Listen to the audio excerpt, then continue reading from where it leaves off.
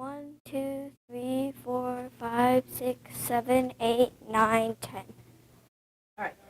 Count backwards from 10 now. 10, 9, 8, 7, 6, 5, 4, 3, 2, 1. Perfect.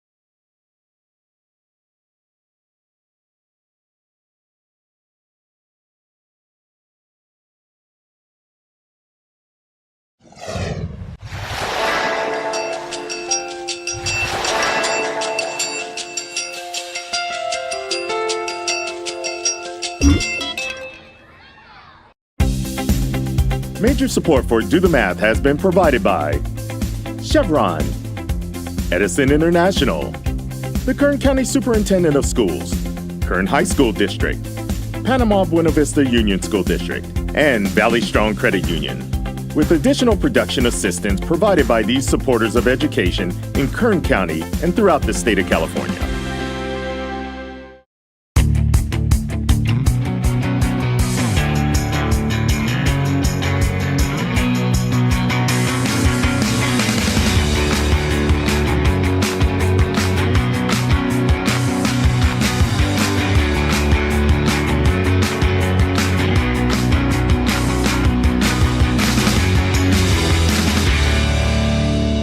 Well, good afternoon and welcome to Do the Math. I'm Michael. I'm Devin. I'm Ariel.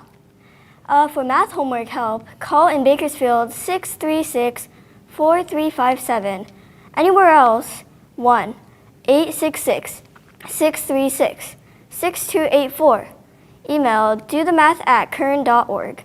We're online at dothemathonline.net. And on social media. All right, thank you very much for that, Ariel. So where do you go to school? I go at Warren. And are you in 7th or 8th grade? 7th. 7th grade. Well, you like 7th. You'll be in 8th grade next year. Yeah. You cool with 7th grade right now? Yeah. Is there anything that is surprising you about junior high that you totally didn't expect? Well, I mean, not really. I mean, I was kind of told by my mom about like all this, like changing from schedules and like going to all these different classrooms, like, except like there wasn't lockers. But you've got it all under control? Yeah. So do you like going to different classrooms all during the day, or do you find that kind of chaotic? I think it's pretty fun. Do you have a favorite class right now? I mean, it doesn't have to be math. I know you're on Do the Math, but it can be any subject at all. So do you have a favorite class that you like right now? Probably band. Probably band. Good. Well, that's good. And I take it that you were in band before this year? Yeah. And what do you play as far as instrument? I play clarinet. Clarinet. All right. Have you thought about anything else, or like trying other instruments, or are you pretty good just staying with the one? Well, I mean, I actually play two. So I play clarinet and I play piano. But Oh, well, At see, the now here same we go. time? See, How we many go. hands do you have? That's amazing. Well, I have two. Could you do that? sure you could. Yeah, I guess. That's amazing. Great to hear. Do you do both at the same time? No. Have you tried? well, that's how she got this thing on her Oh, hand. yeah.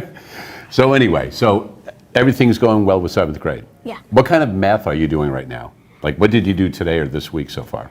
Well, we've been kind of doing stuff like number lines, like arrows pointing this way, pointing that way, and then you have to figure out like where you started off. Maybe you start at 0, and then you do minus 1 1/2. I don't know, and then you do plus 1, something like that. Okay, so we might touch a little bit on that All right. a little later on, all right? First, though, I need you to help me out with our social media problem today. You ready? Yeah. All right, let's take a look at that right now. It's up on the screen. It says, how is this angle classified? So we've got a 60, we've got some lines, and it says acute, obtuse, and right. So Ariel, when you first look at that, what do you notice? What do you think of when you see that? Well, I mean, I see that it's not exact. I think it's an acute angle because it's not exactly like going like this, very out like that kind of. I Or don't know, what it's would kinda- it be if it did the other thing you were doing? Well, it'd be an obtuse angle if it was like that, and then if it were a right angle, it'd be like a square kind of. So the whole thing would be a square or part? No, just like one of the corners would be like a square. Okay, so instead of the little curved line where it shows the angle underneath the 60, that would be a square there? Yeah. If it was a 90-degree right angle? Yes. And if it was obtuse, how would it be different again? Instead of saying it'd be like that, how else could you describe it? Well, I mean, it'd have to go out more than 180 degrees. More than 180? Yeah. Could it be 170 and be obtuse? Well, actually, yeah. I'm sorry. I Okay. was talking about it has to be more than 90 degrees. More than 90. Can it be 90.1? Yeah. Because it's more than 90, right? Yeah. Could it be 90.005? Yeah. Could it be 90? No. Because then it's the right angle. Yes. All right, so taking a look at all of these, it says 60, and that little symbol up on the 60, what does that mean? Do you know what that means? the little symbol, the little circle. Yes. Isn't that a degrees? Correct, degree, right? So it's 60 degrees, that angle. So we have acute, obtuse, and right. You said that a right angle is exactly 90 degrees. You said obtuse was more, so what is this? So this would be acute. All right, let's take a look and see if indeed acute is correct. There you go, nicely done. First problem out of the way. That wasn't so bad, was it? All right, 636-4357 is the phone number. We do have phone tutors available most Tuesdays and Wednesdays throughout the regular school year. If you phone in today and we do one of your math problems on air, you will be going to the Kern County Fair absolutely free, courtesy of the County Fair and your friends here at Do the Math. So all you have to do is you have to phone in today to get that free ticket, and the fair goes all the way through Sunday evening. Time now for today's Math in the News.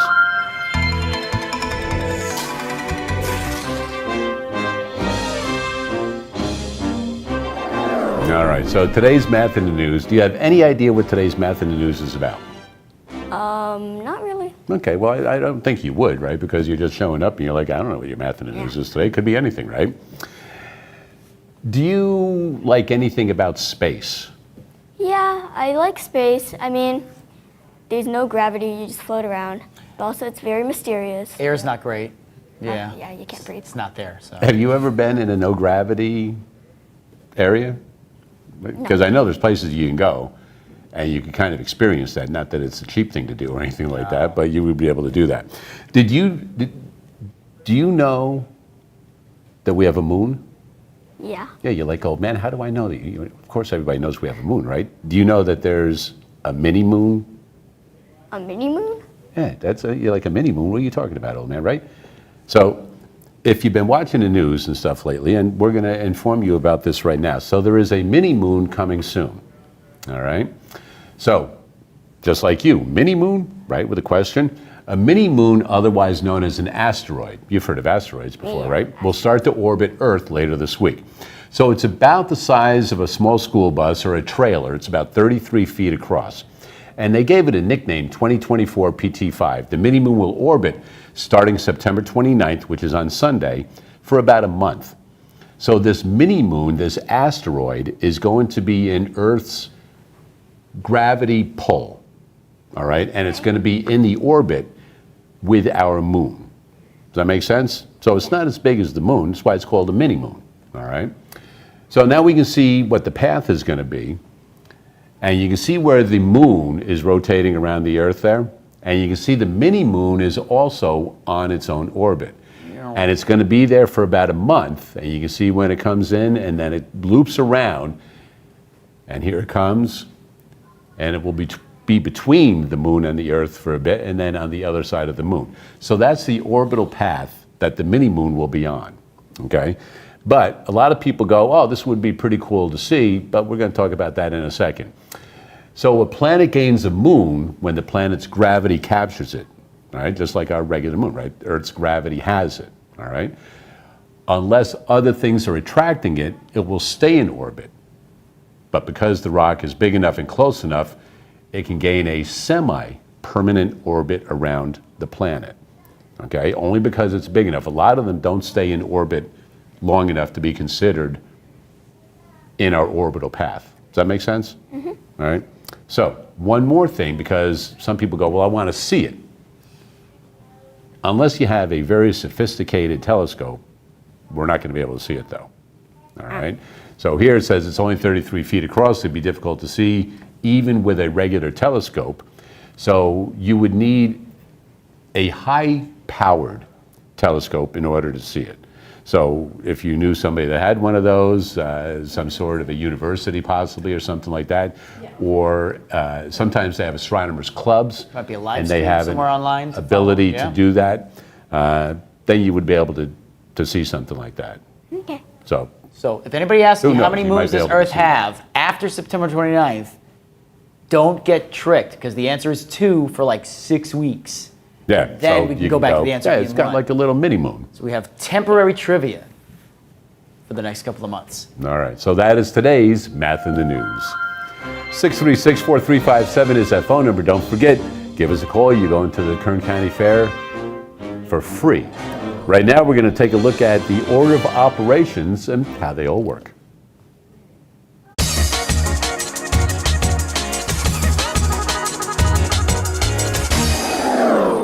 Hi, my name is Harjas. I'm going to Stone Creek Junior High next year, and I'm going over the order of operations. Specifically, I'll be going over the PEMDAS system, which is a step-by-step way to do order of operations. The step 1 is doing parentheses, starting with the parentheses, then you do the exponents, you multiply, divide, add, and subtract, left to right. Today we'll be going over a simple problem and how to use PEMDAS step by step. So the problem we're going to do is 3 parentheses 2 plus 8 times 5 exponent 2 minus 4. So what we're going to start with is the numbers in the parentheses. So the numbers in the parentheses is 2 plus 8. So you're just going to add them right here. 10. And we're going to multiply these later because of the parentheses. Then we rewrite the problem. Next we'll be doing the exponents, which 5 to the power of 2 is 25. So 25 minus 4.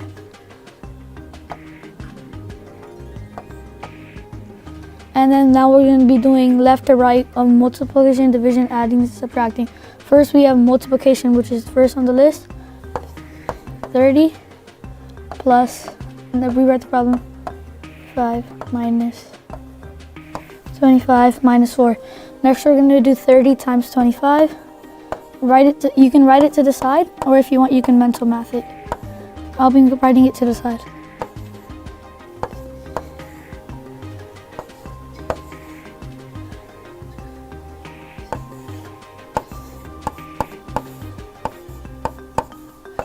And then you get 750 minus 4.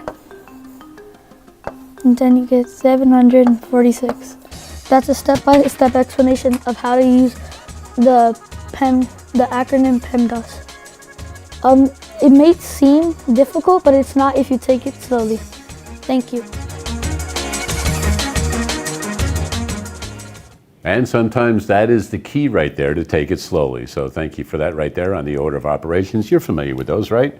So he was talking about PEMDAS. Do you remember, or have you ever heard another term for that instead of PEMDAS?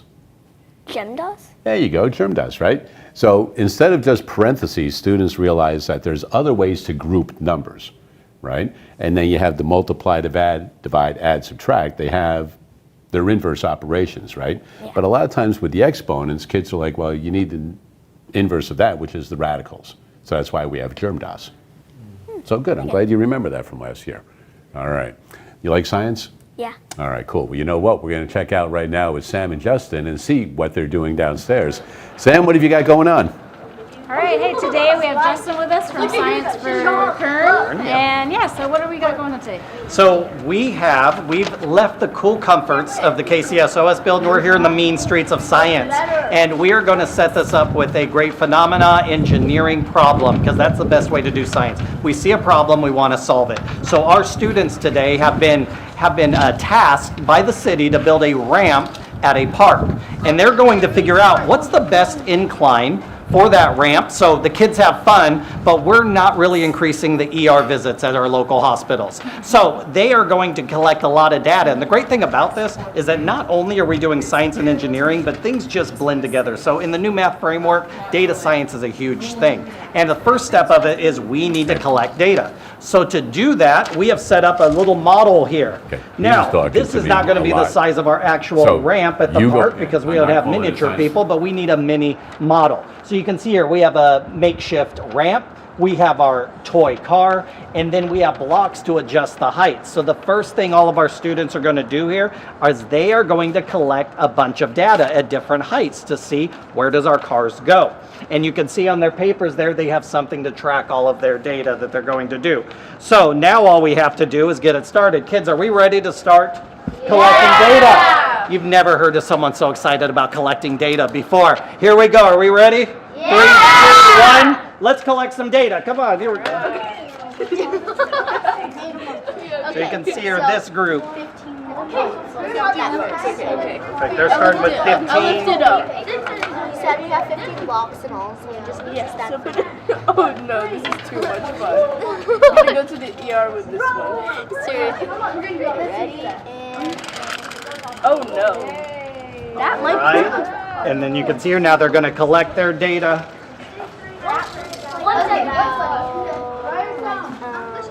155. 155. Okay.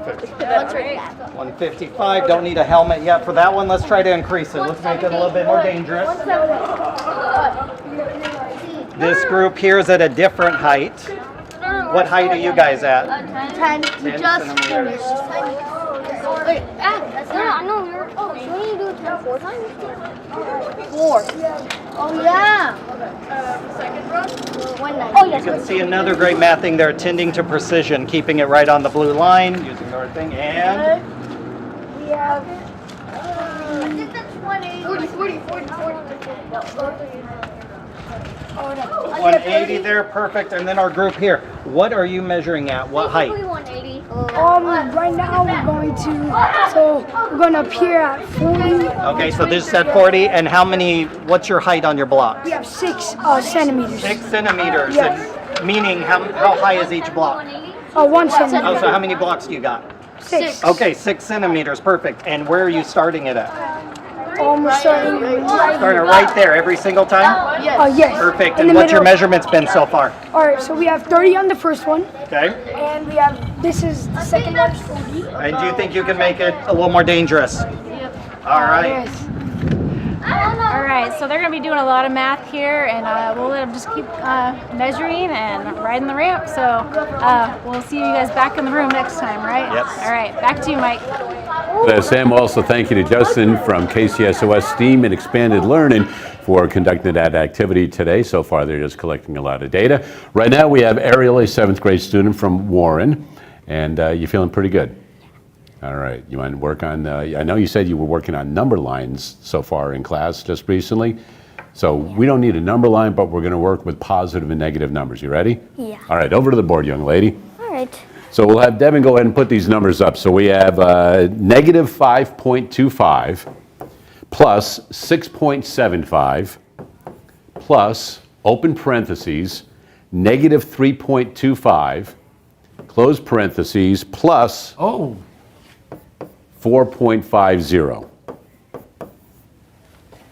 We've got 4 positive and negative decimal values that we're going to try to combine together. Let's see if we can evaluate how to combine these 4 values. What are your initial thoughts on how we might approach this? Well, so we'll start by tackling these first 2 numbers. You want to go in order with these? Yeah. Okay, let's try that. Go ahead and start combining those. All right. So we got negative 5.25, right? Correct. And then plus 6. I'll just write it up here. 6.75. Oh, that's interesting. You decided to put the greater value towards the top using properties of addition. So Yes. you're using commutative there. Okay. Yeah. So then you could actually just subtract this, just like a regular old subtraction problem. So here's 0, and then 5.1. So you're treating negative 5.25 plus 6.75 as equivalent to 6.75 minus 5.25.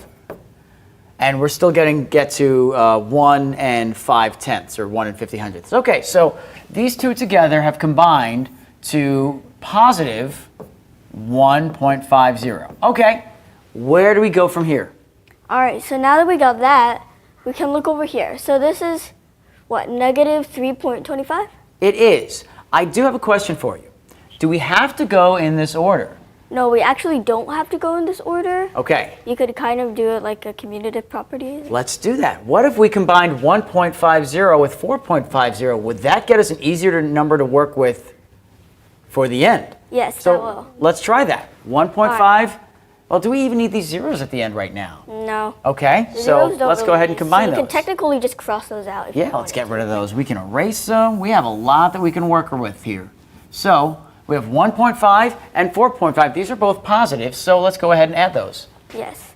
So Would you be able to do that mentally, by the way? Yeah. Okay, what would that be combined together? So it'd be just 6. 6, right? Because we have 4 plus 1 is 5, and we have 2 halves, 0.5 and 0.5. So that gets us 6.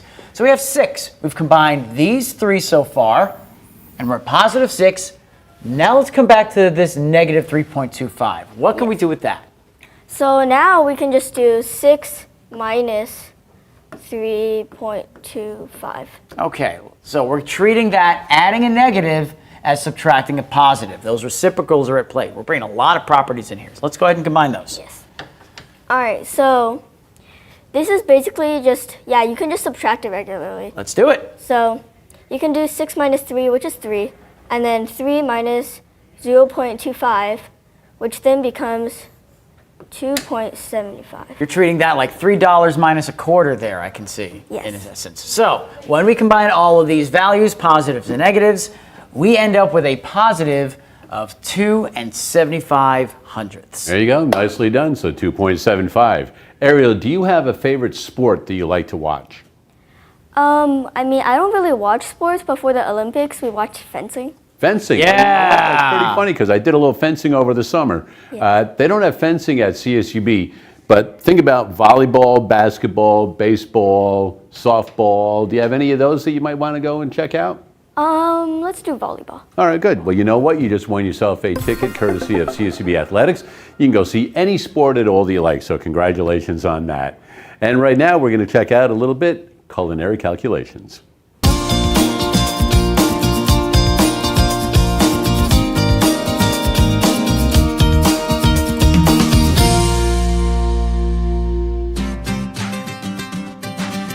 All right, everybody. Now, I have a problem here at Radio Sandwich. Well, maybe not a problem, but it definitely needs a solution. I have added this garlic sesame sauce onto another of our sandwiches. So I need to scale up my recipe by 3. Now, what that means, scale up just means to take something that is one size and make it a larger size. If we were to scale down, we'd be going the other direction. So, how do I get a 3 times batch of my garlic sesame? Well, first of all, we need to understand our terminology. Now, this is a 1 times batch, right? So this is our per batch, okay? So it's 25 grams garlic, for example, our first ingredient, per batch, okay? Now, let's start with that garlic. Our 1 times batch needs 25 grams of garlic. So we've got 25 grams garlic, right? We've got to know our terms, per 1 times batch. Now, we know 1 times anything is the thing itself, so we can just get this out of the way. So now we know 25 grams garlic per batch. We need to figure out how to get a 3 times batch, right? So we're going to cross multiply. Another way to kind of say this is to call this question mark and this whole term really x. That's what we're solving for, right? So first off, we're going to cross multiply. We've got 25 grams times 3, and that equals x. That's what we're looking for, right? So, and what I did there, in case you're not clear, is I just got rid of the word batches, and I'm just using the numbers. I'm using the 1 here and the 3 there. So 25 grams times 3 equals x. Now we just multiply 25 times 3, which is 75. 75 grams equals x. Now I know that I can erase this x, and I can have 75 grams of garlic ready to go for my 3 times batch. That's what we're going to do for all of these ingredients. So let's go back to our original whiteboard here. We're going to make a line down the middle. We know that a 3 times, we need 75 grams garlic. Next, we need to figure out how much salt we need for this recipe. We put everything into our handy dandy blender, our garlic, our tofu, our lovely Meyer lemon and its zest or peel, our parsley from the farm, and our sesame paste or tahini. And we came up with this really yummy we're just going to have to find out what that really yummy stuff is in a little bit from Miriam with culinary calculations courtesy of Radio Sandwich right here in downtown Bakersfield. 636-4357 is that phone number. We do have phone tutors available most Tuesdays and Wednesdays throughout the regular school year. And we have Ariel in studio, but right now we are going to head back downstairs a little bit and kind of see what they're doing. They're collecting some data right now, and they were outside checking out the ramps, making different heights of ramps and then letting the cars go down. And right now they are taking all of that data, compiling it, and then they'll be ready for the next step. So we know that they are done with the outdoor activity, which is always a lot of fun to go outside and do that and try out different things. And together in their groups, collaboratively working on different heights, I think, that they were able to do. And I think maybe they even had an opportunity to possibly change out cars and see if that would have anything to do with it also. But they're well at work down there right now. And in just a little bit, we will check in with Sam and Justin and see exactly how those guys are doing. But you can see they're pretty busy with all of their data down there. Looks like they're busy, huh? Well, you know what? I think it's time we get you busy again. You ready? Yeah. All right, head on over to the board. So this one, do you know of any, and it's just, this is funny because I turned the page in your math book and I saw this math problem, and I am not making this up. Do you know of any famous person or anybody that does friendship bracelets? I mean, I know some famous people, like, but I don't really personally Who's the know most them. famous person you could think of that might do friendship bracelets and might be touring the world for stadium concerts And Taylor does music? non-stop? Taylor Swift? Okay. Yeah, there you go. See, we didn't need too Okay. much prod, and she got it, right? Taylor Swift. So anyway, so it says Pamela wants to make some friendship bracelets for her friends. Each bracelet needs to be 5.2 inches long. So everyone has to be 5.2 inches long. She has 20 inches of string.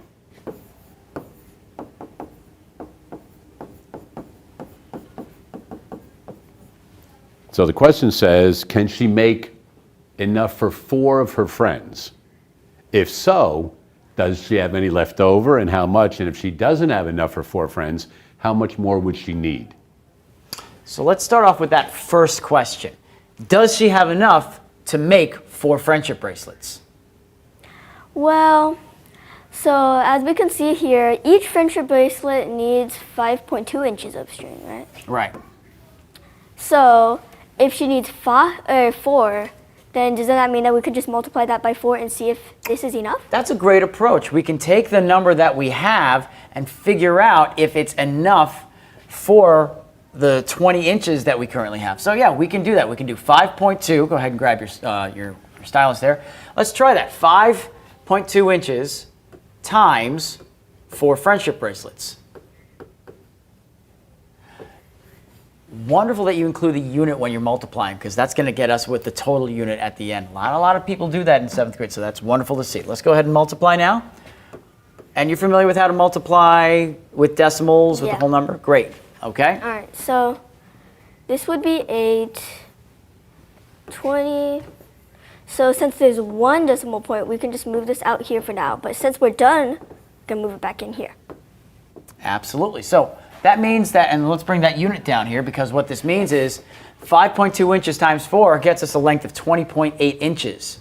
So do we have 20 inches to make 4 friendship bracelets? No. No, we're going to need a little bit more, but fortunately we've done most of the work. How much more string are we going to need to make 4 friendship bracelets? Yeah, so this part's easy. You can just do this, subtract 20, so that's 0.8. So we're going to need 8/10 of an inch, which is very precise. Like, that's not too much more that we're going to need, but that will get us enough so that all of the friendship bracelets are the same size. We don't want to accidentally tell somebody with less string that, hey, like, I appreciate your friendship, and not as much as some of these other people who get 5.2 inch bracelet here.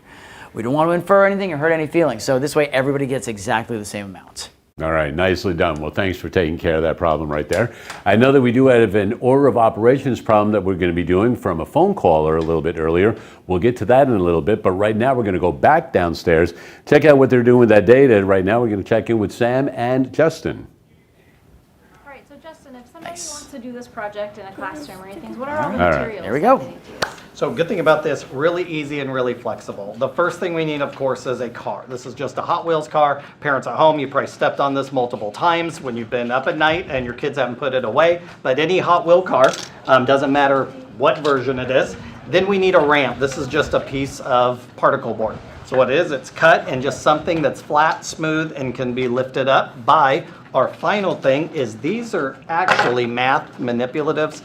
This is a hundreds block, but again, Legos work great. Just think as parents, anything you step on at night can be used for science and STEAM and engineering. But something where they can measure. This is 1 centimeters, so anything. You could cut blocks of wood, anything you wanted for it. And then of course a ruler for it. And in this one, because it's science and math, we're using the metric system, which again, the kids need to know the metric system.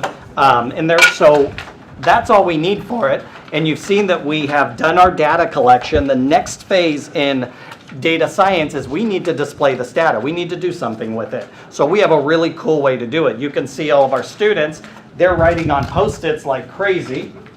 And what we're doing is we are presenting it up against this graph. So you can see here, we have tons of different data points. And all around there doing this. And what we're going to do real quick is from this, we need to figure out what is the best height for our ramp. So kids, on that paper, if you read at the very top, we wanted our car to go in between what? How many to how many centimeters? 100. Between 100 to 200. So what we're looking at is we're looking at a zone from here to, sorry, I've got a marker right around you, to right there. That's our fun zone, okay? Now we know we want to be a little bit, do you want to go slower or faster on this ramp? Fast. Yeah, of course, great, fast, exactly. So we want to be as close to 200 as possible, right? Now the cool thing about this, these are different colors because they represent what? The height of the ramp, exactly. So if I'm looking over here, closest to this line, which color do I see mostly on that line? Blue. We would say the blue. Do we see a couple pinks? Yeah. What else do we see past our safe zone? A lot of pink. A lot of pinks. So we don't want that because you don't want the hospital bill when that kid goes crashing into whatever they crash into. So what do we think? Based on our data, what's going to be the best color? Blue. Blue. And blue represents what centimeter? 10 centimeters. So from this data, we're going to build our ramp with what height? 10 centimeters. 10 centimeters. So now we've used our data. Now we're going to move to the next part, which now we're actually going to build a model. Or in this case, draw a model of our ramp, okay? Sorry, we can't build an actual one. I didn't get the permitting or the insurance, or I didn't get permission from my boss. But we can draw one. We can always draw one and imagine. Here's the problem, though, and here's where more math comes in, is, do we want a 10 centimeter ramp? Would you want to go down the ramp outside? Would that be very fun? No. Is that kind of little? Yeah. What that's called a scale model. So because it's a scale model, we want to go up to what it would actually be in real life. Okay? So if you turn it on the back,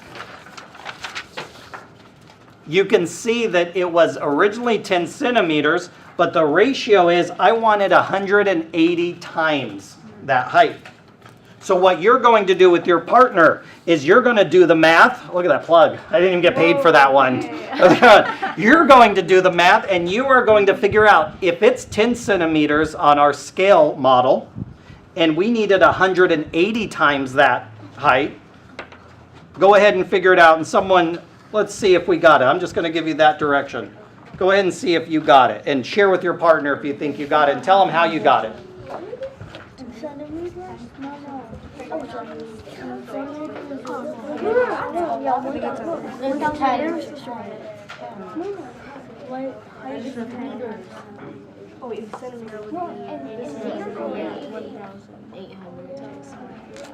Wait, so did we do like 10 times 180?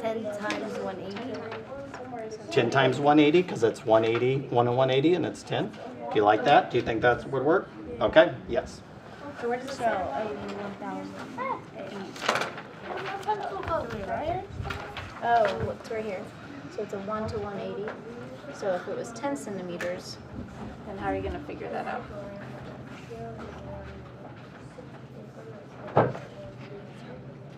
So if our scale is at 1, we wanted 180 times that scale. What do we think we need to do? Okay, perfect. 180 by the ramp, which is 10 centimeters. Conclusions. So we can feel the math turning right now. We can see those gears turning. They're doing 10 times 180 right over here. Does anyone have, what should our final height be?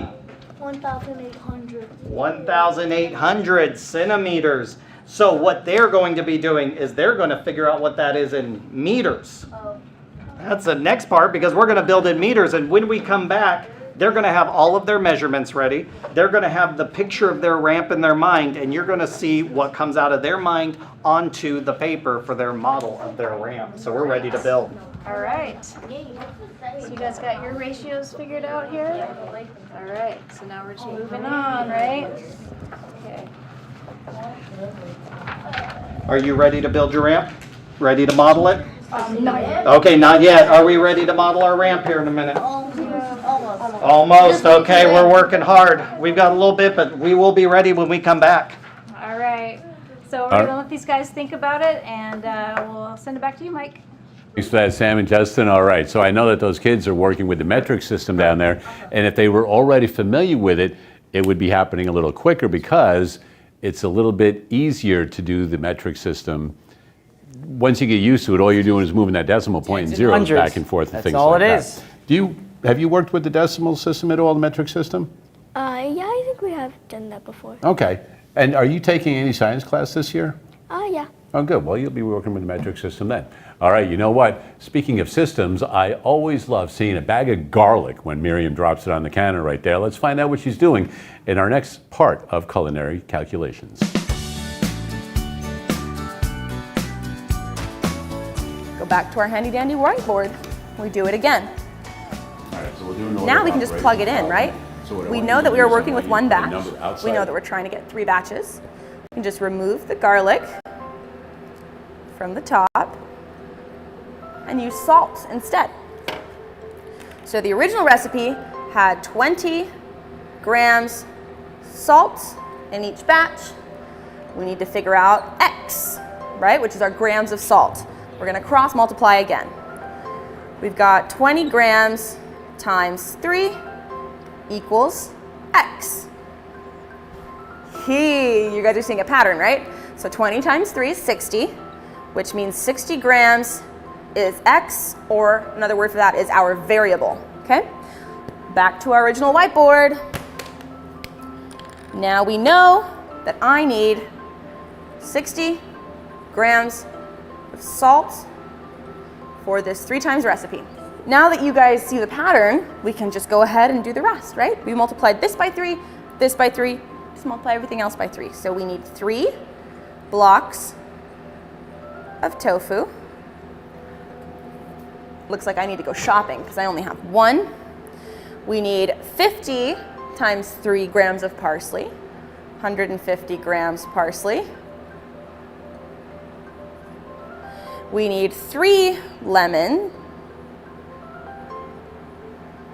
Got 1. We have 80 grams of tahini in our single batch. Tahini is a sesame paste, by the way. And we need 3 times 80, or 240 grams of tahini in our big batch. I'm gonna write this up all neat in my recipe book, and I'm gonna get on that 3 times batch of garlic sesame. And we'll see the pretty color and texture when we come back.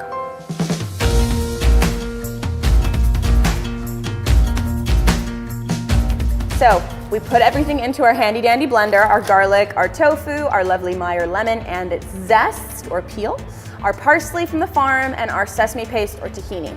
And we came up with this really yummy green garlic sesame sauce, and it came out just like we thought it would.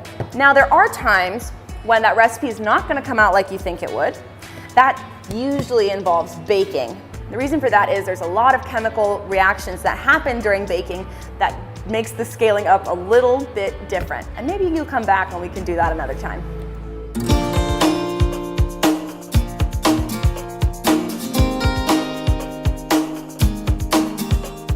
And thanks to Miriam and Radio Sandwich for those culinary calculations right there.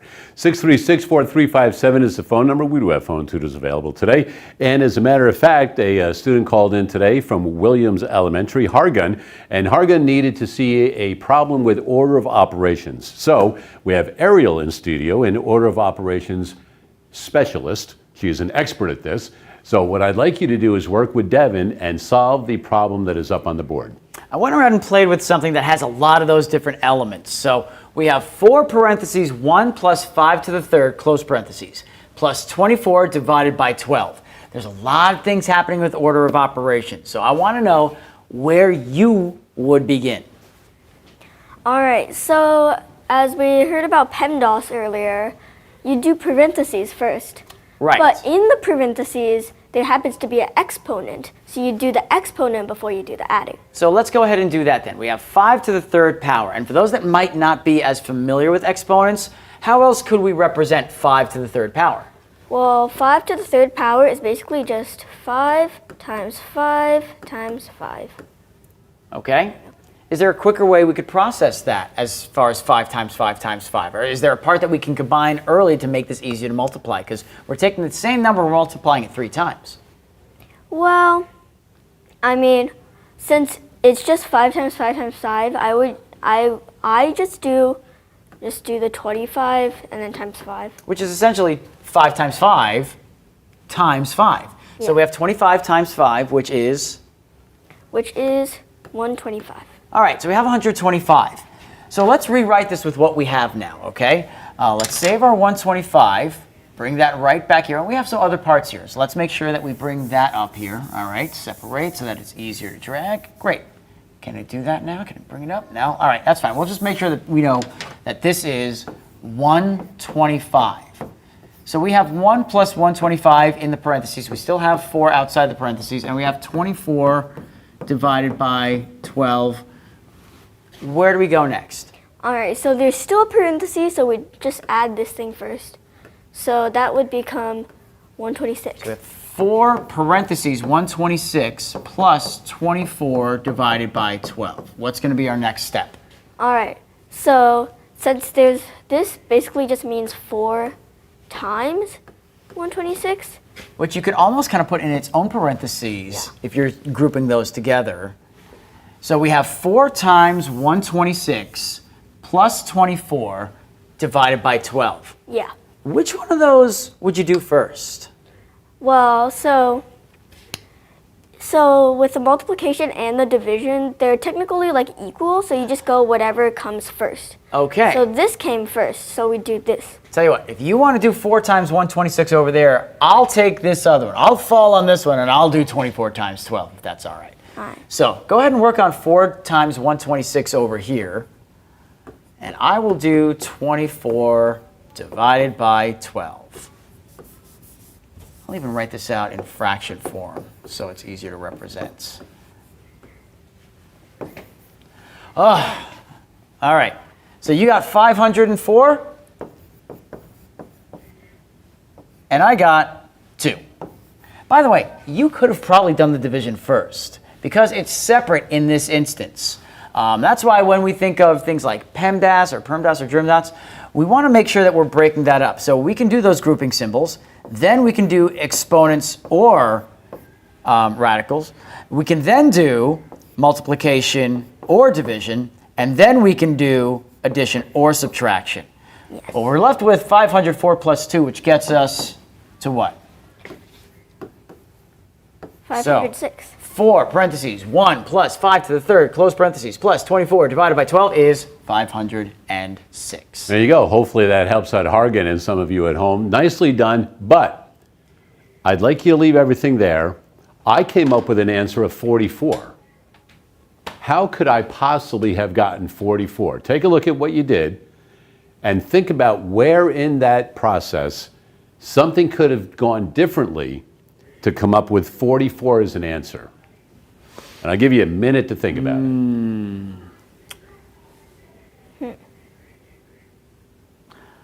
This may be a common misconception that a lot of people have with order of operations. And I'm So it's wondering what towards your last steps. So take a look at your third line maybe and start from there.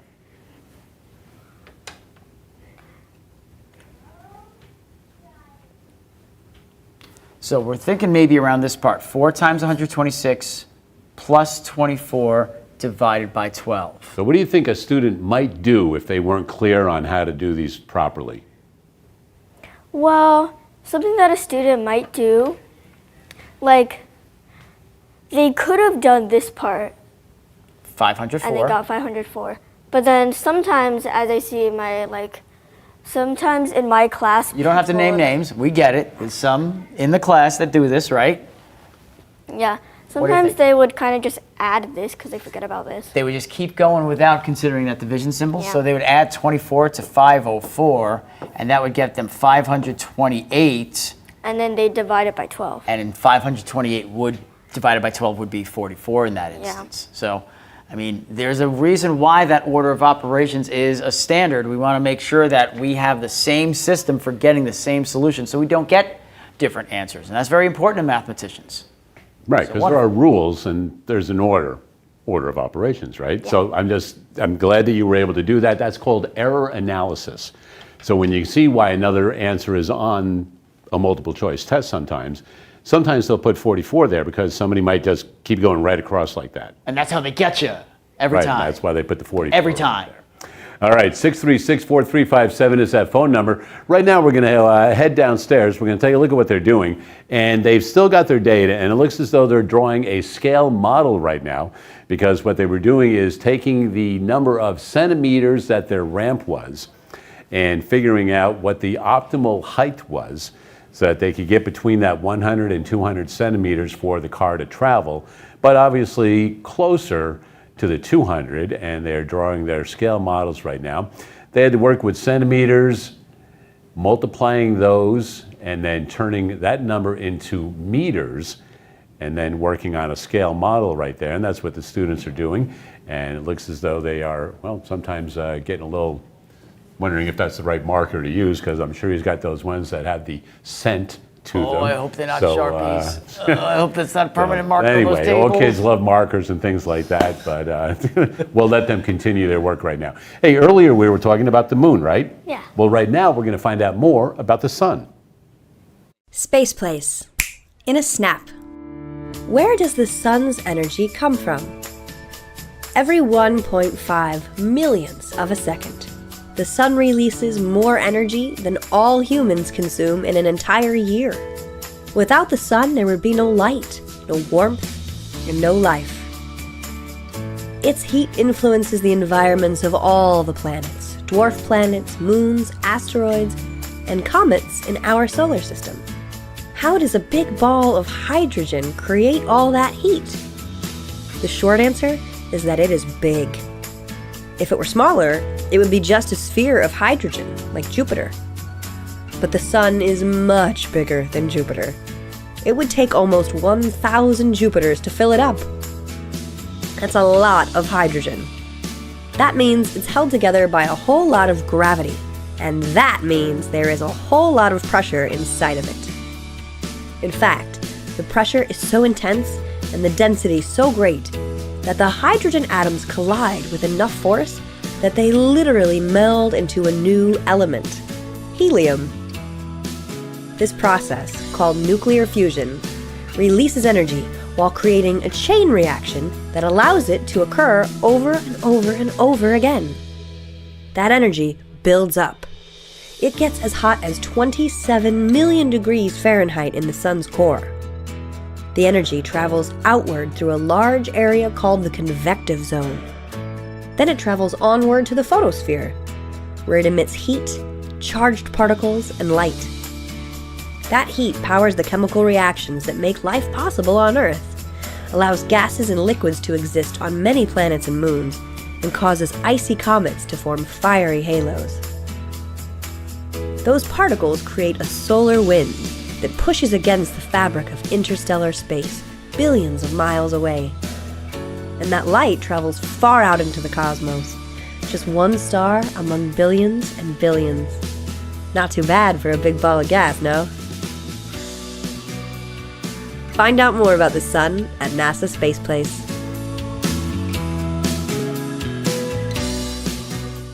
All right, so you've learned a little bit about the moon and a little bit about the sun today, all right? How many suns do we have this week? Yeah. Just the so one? which Okay, one do you that's think good. is more important, or you think has more significance on Earth, the sun or the moon? In the sun. All right, so I'm going to ask you something a little bit right now. But right now we're going to go downstairs and check in with the kids and see how they're doing with all of their data analysis, the ramps, and everything else. So Justin and Sam, what do you guys got going on?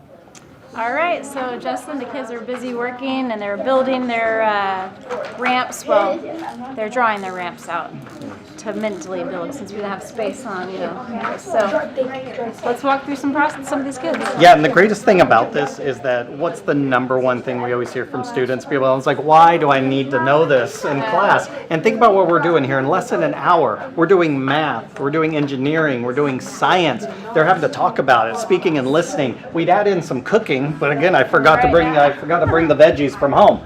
So what we've done here is they've collected all that data outside. They've gotten all of that information. We plotted all of that data. Now they got an idea of what they should do, and now they're actually taking it to real life. This is what their plan is for the park. And so what we're doing now is they've drawn an initial model on their sheet, and now they're putting it to poster size because they are going to present this to the city or county that they may work for, because I think we have a bunch of future city or county engineers on our hand. So right here, boys, what do we have here? What was your final ramp height in meters? It was 18 meters tall and 324 meters wide. Okay, and how did you get those final measurements? We saw the height of our ramp that was really good was 10 centimeters. So we converted that with the ratio and then divided by 100, and then we did the same here. That's pretty. You better stop. I think Mike may be getting a little nervous up there because I think we have another do the math host. But exactly right. And then what's this up here? So just a car. Oh, I like that car. Very nice. And you feel like it's safe? Yeah. Yeah? But it's fun still? Yeah. All right. Sounds good. Over here, what do we have? All right, so our height is 18 meters and our length is 80 meters. So we took one of our measurements and of course from centimeters and converted it to meters. Right. And now we're just making our car. Oh, All right. Okay. hey, the best part of teaching is when you don't have to do anything but sit around. I go, good. Now we have, oh, I like this. Where are we looking at this ramp from? The front. The front. Yeah. Because the other ones were the sides, so we're looking kind of right down on it. Very nice. And what were your measurements? How long is your ramp going to be? It's 342 meters long, and then the height is 18 meters. Okay. Yeah. And did you have any, what was the hardest thing about this engineering design problem? What would you say? What gave you the most trouble? Kind of the measurements. Measurements. And how were you able to persevere through them? How did you figure it out? Math. Just using math, using what you learned at school, huh? All those foundational skills. Perfect. And future career, do you want to be an engineer building ramps when you grow up? I do. You do? Okay. Hey. ramps, but I want to be an engineer. Engineer building something. We have a future engineer on our hands. And what do we have here? A simple ramp. I like it. Sometimes the best things in life are simple, right?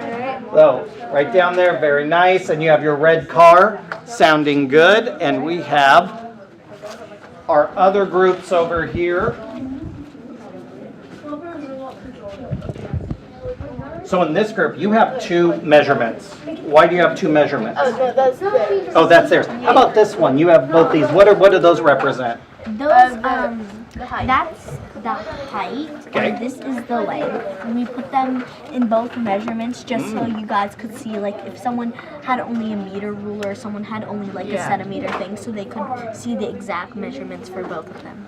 Accessibility. Yes, I like Universal that. design for learning. You guys are doing great. Now, what was your favorite part about this project? My favorite part, well, I like driving the car down the road. It was just, like, fun. Like playing, right? Yeah. Did you realize you were doing math the whole time? Yes. No. You still did? Did you realize you were doing science? No. Did you realize you were doing quantum physics?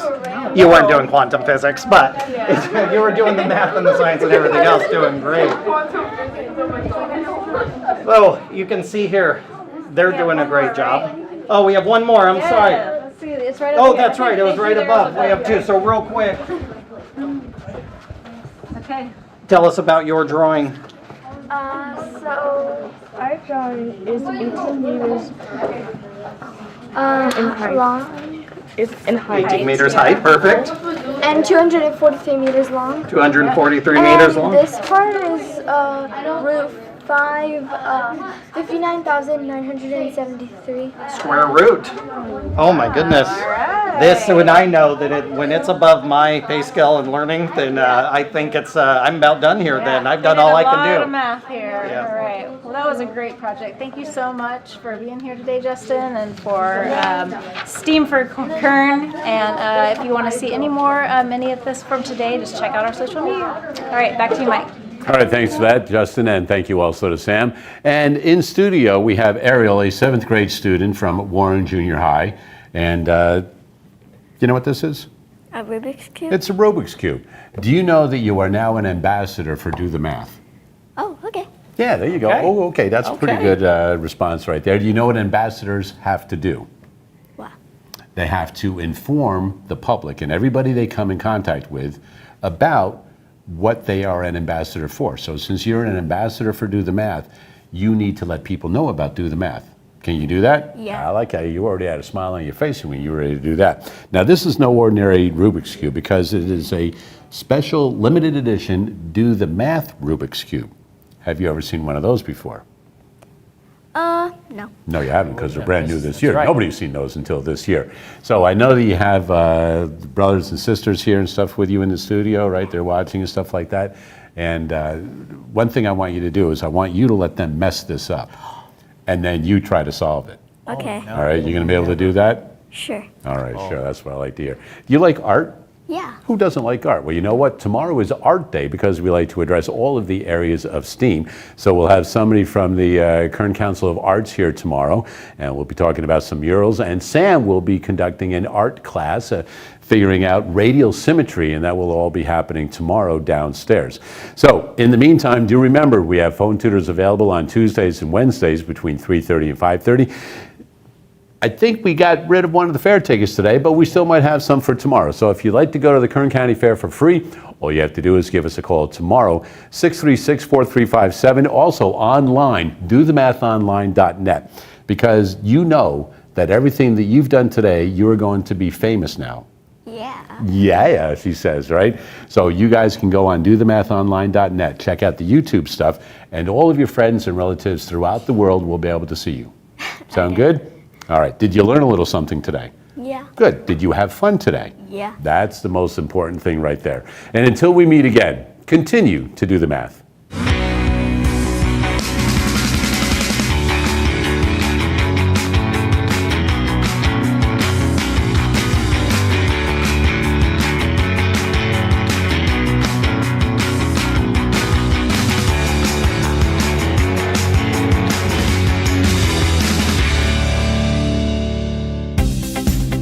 Major support for Do the Math has been provided by Chevron, Edison International, the Kern County Superintendent of Schools, Kern High School District, Panama Buena Vista Union School District, and Valley Strong Credit Union, with additional production assistance provided by these supporters of education in Kern County and throughout the state of California.